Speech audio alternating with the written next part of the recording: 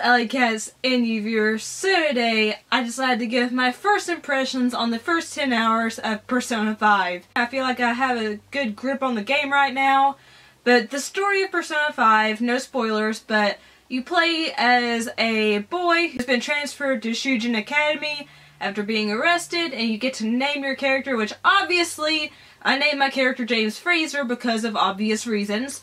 But my James Fraser quickly becomes friends with this boy named Ryuji, and they discover they can travel to this alternate realm through this weird app that suddenly appears on their phones. The first castle is run by this man named King Kamoshida, who also happens to be the gym teacher at their school.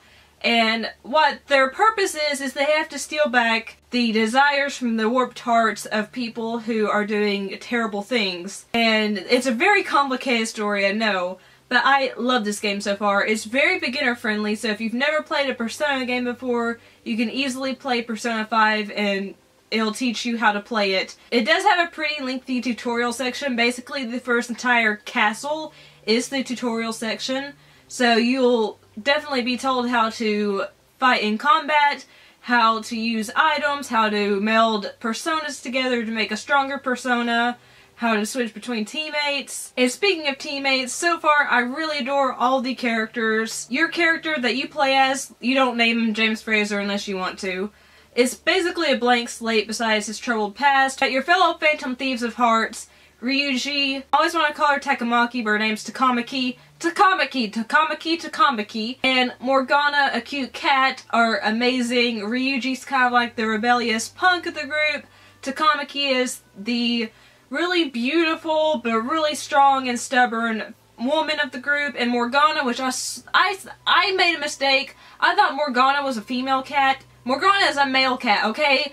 When a cat is named Morgana, you think it's female, but it's a male cat. But Morgana is just so cute. I just want to pick him up and hug him and squeeze him and love him and Morgana's the healer of my group, by the way. Like, Morgana basically just dishes out Dia, which is the healing spell, to all my team members when they're in battle. Going on that note, every member of the team has a different persona with different abilities, and sometimes the abilities are stronger against certain enemies, and sometimes you can actually convince an enemy to give you their power so you take on their persona.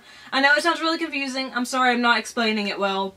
But it's a very beautiful combat system, and I just love it. I love the previous Persona games and the Shin Megami Tensei games, so I definitely do enjoy Persona 5. It's a lot more simple when you actually play it than what I'm describing it as. But let's move on to stuff that I can actually adequately describe well. The style of the game is just gorgeous. It's an anime aesthetic, and it just really pops off the screen. I have a regular old HD TV and the launch PS4, and it still looks stunning. I can't imagine what it looks like on PS4 Pro, on a 4K TV or whatever, but it's just so beautiful.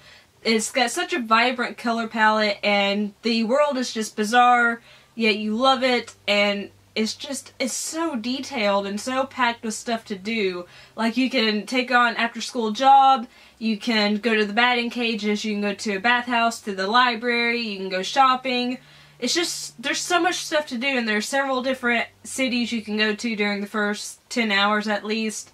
And you can actually also strengthen up your attributes, like you have knowledge, kindness, guts, etc. And if you answer questions in class, build things, do things for other people, hang out with them, those build up your attributes and you become stronger through those. And I think that's a really, really cool system as well. It was in the previous Persona games as well, but I really, really love that system in this game. And I also love the fact that you do have a deadline. They do give you a pretty generous amount of time, but you have a deadline. If you don't complete the castle within a certain amount of hours, you will fail the game and have to start over from your last save point.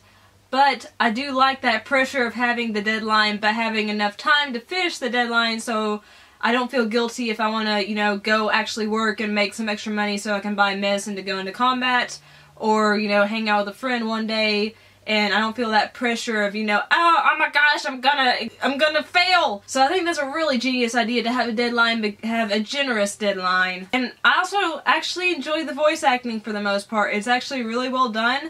And I haven't really noticed any wonky translation errors so far in the game, which is pretty unusual, to be honest, because most of the times when you have a Japanese game and it's translated to English, you'll notice some grammatical errors in the subtitles, if you put subtitles on your screen, But so far I haven't noticed any, which is amazing. They've done a wonderful job translating this game, and I am hooked on this game. I cannot stop playing it. Once I start playing it, I'll play it for hours. I nearly missed meeting a friend because I was playing Persona 5.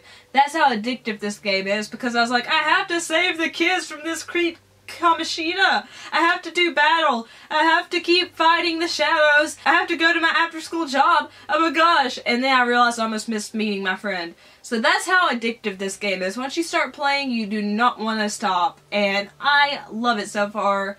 And from the first 10 hours alone, I would say buy it because it's worth the purchase, because it's so much fun.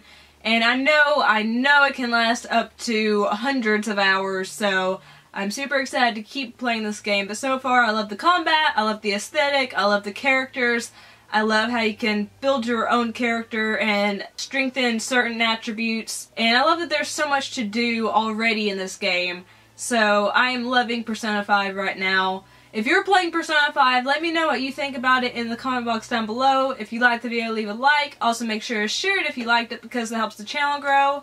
If you're not subscribed already, but you like what you've seen and heard, hit that subscribe button, and make sure to also hit the notification bell so that you'll always be notified when I upload a new video, because YouTube has stopped doing that for some people. And also, if you'd like to follow me on social media sites, they're all listed in the description box down below. I love you guys. Thank you so much for watching. Peace and kisses. Bye. What do you mean Frank Randall is better than Jamie Fraser? You are out of your mind! I'm so sorry you had to hear that argument, guys. But to make up for that fact, my face will be floating over here in the near future. You can click that face and it'll send you to my channel if you aren't already. And if you'd like to see my previous upload, you'll find that up here, and a playlist of videos that you can watch over and over on repeat over here. And yeah, I need to go back to the invisible person I was talking to and debate why Jamie Fraser is better than Frank Randall.